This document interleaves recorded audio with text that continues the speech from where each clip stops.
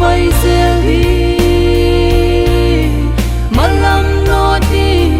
bay xe linh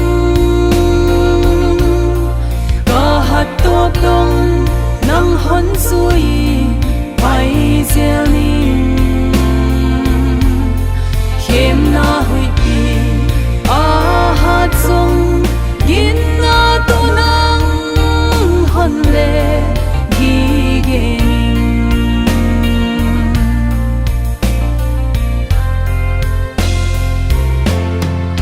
tuang lampi zui siam la man hiamo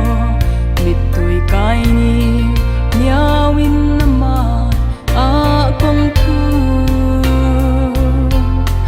dogal hat na la ka nang vai hong ha min la lung kham na me pi jing dai bang hong theng sa ko bay xe đi mà lắm nó đi bay xe linh có hạt top đông nắng hôn suy bay xe linh khem na hui đi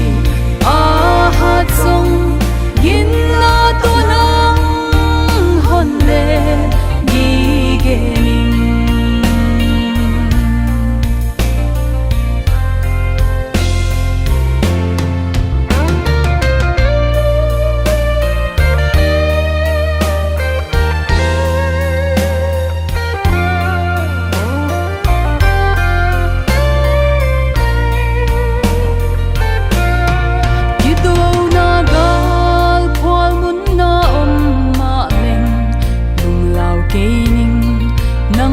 pi ma